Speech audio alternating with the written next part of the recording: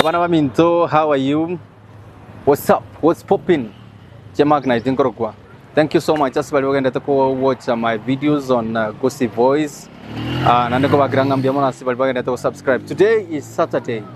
Yeah, here in Kenya it's Saturday. Watch diaspora. I don't know what time is it right now, but anytime you happen to see this video, either morning, afternoon, or evening, yes. Bueno, they don't bother this one. They don't go to church. I want to ask, why did you stop going to church? They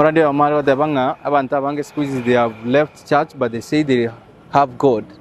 Again,